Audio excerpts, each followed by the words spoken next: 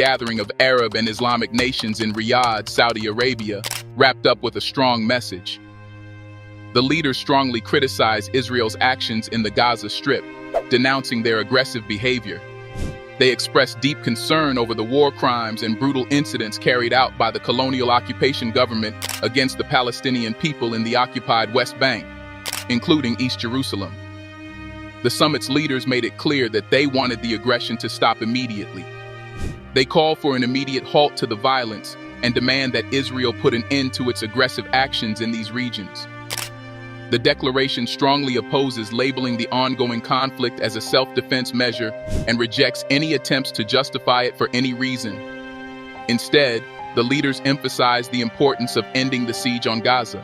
They urge for the swift entry of humanitarian aid convoys from Arab, Islamic, and international sources into the Gaza Strip, carrying essential supplies such as food, medicine, and fuel.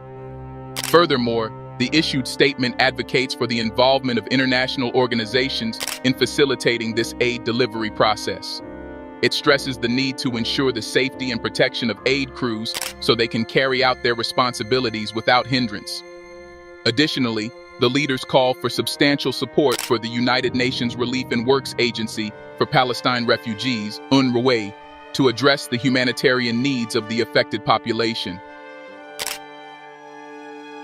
The special gathering of Islamic and Arab nations in Riyadh issued a call for action, urging the International Criminal Court, ICC, to conduct an investigation into the war crimes and crimes against humanity being perpetrated by Israel in the Palestinian territories. The leaders, as stated in the final communiqué, emphasized the need for a thorough examination of the alleged violations to ensure accountability for any wrongdoing in the region. Saudi Arabia has actively been working to encourage the United States and Israel to put an end to the ongoing hostilities in Gaza. Crown Prince Mohammed bin Salman, who holds a significant leadership role in the kingdom, organized a meeting that brought together leaders from various Arab and Muslim nations. The purpose of this gathering was to stress the urgency of resolving the conflict and promote a unified message of peace. The summit saw the participation of notable figures, including Iranian President Ebrahim Raisi, Turkish President Tayyip Erdogan, Qatar's Emir Sheikh Tamim bin Hamad Al Thani, and Syrian President Bashar al-Assad. Notably, the attendance of Bashar al-Assad marked a diplomatic development as he was welcomed back into the Arab League earlier in the year. Prince Mohammed emphasized the kingdom's strong stance against the ongoing conflict, stating unequivocally, "We condemn and categorically reject this barbaric war against our brothers in Palestine." In an address delivered to the summit, he expressed deep concern, characterizing the situation as a humanitarian catastrophe that underscores the Security Council and the international community's failure to halt the blatant Israeli violations of international laws. The president of Palestine, Mahmoud Abbas, expressed that the Palestinian people are facing a very serious situation that he described as a genocidal war. He reached out to the United States, urging them to step in and put an end to what he sees as aggressive actions by Israel. On a different note, Iranian President Raisi praised the Palestinian group Hamas for standing up against Israel. Raisi went further, suggesting that countries in the Islamic world should impose sanctions on Israel, specifically targeting oil and goods. He emphasized that in his view, the only way forward is to resist Israel. Raisi expressed admiration for the efforts of Hamas, indicating strong support for their resistance against Israel. Tensions in the Middle East intensified after Hamas fighters entered Israel on October 7th, resulting in the tragic loss of 1,200 lives. Subsequently, Israel escalated its military actions in Gaza, where, as of Friday, Palestinian officials reported a total of 11,078 casualties, with 40% of them being children. The situation remains highly sensitive and continues to draw international attention and concern. The Foreign Minister of Saudi Arabia, Prince Faisal bin Farhan, spoke to reporters, highlighting a crucial point.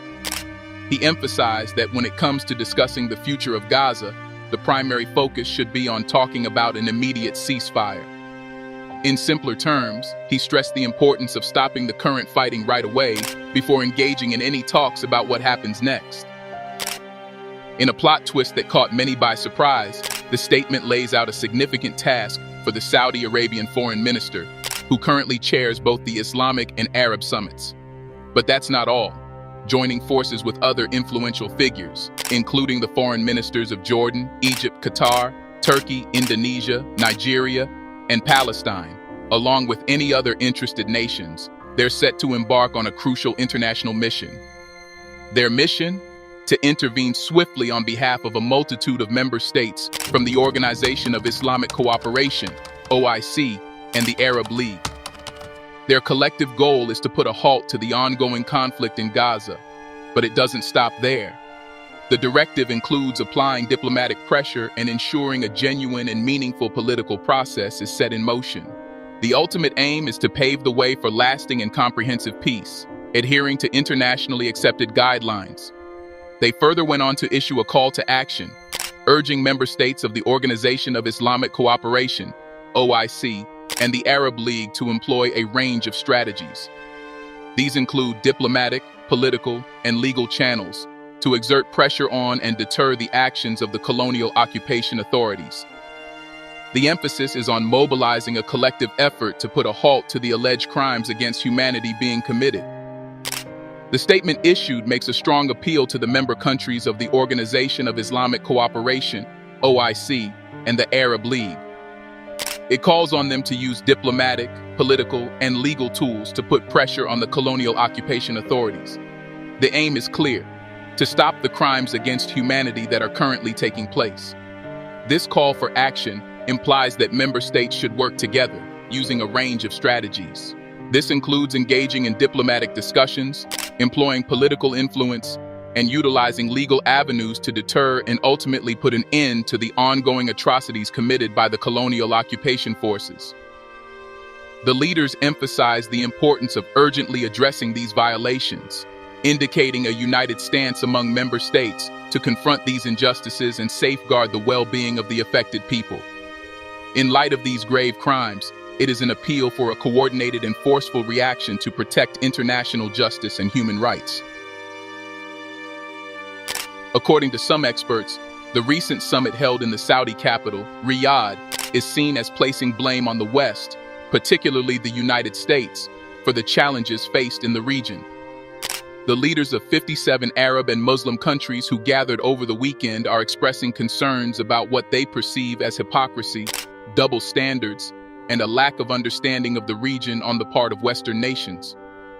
The sentiment among these leaders suggests a belief that the West, and specifically the U.S., has fallen short in comprehending the complexities of the region and has not upheld consistent standards in its policies.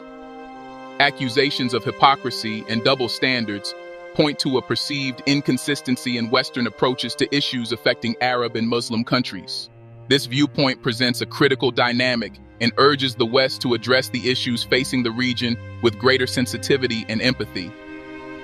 Despite the criticisms directed towards the West, there is a level of confusion among some observers as to why blame for the war and the resulting destruction has been exclusively placed on Israel and its supporters.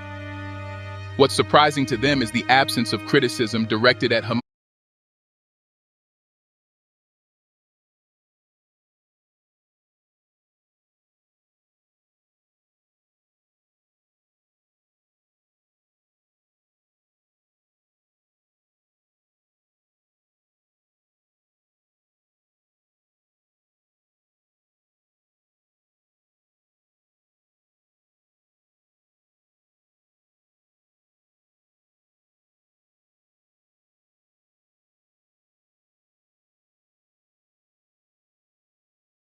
For its October 7 raid into southern Israel.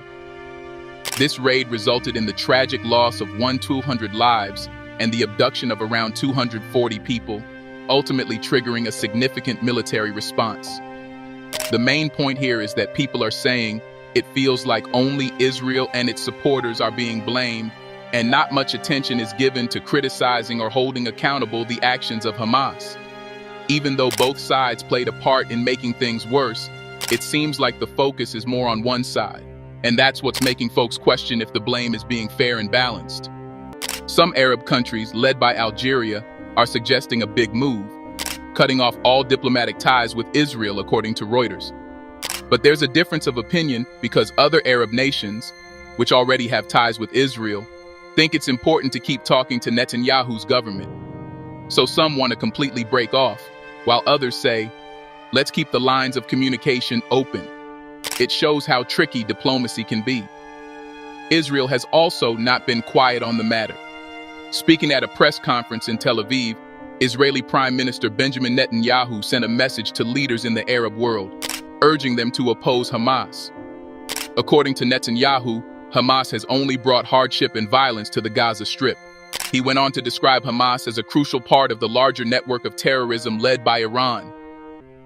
Netanyahu believes that this network, marked by terror and hostility, poses a significant danger not only to the region, but to the entire world, including the Arab nations. Thank you for watching our video. Do you think it is right for Muslim leaders to blame the West for the Israel-Hamas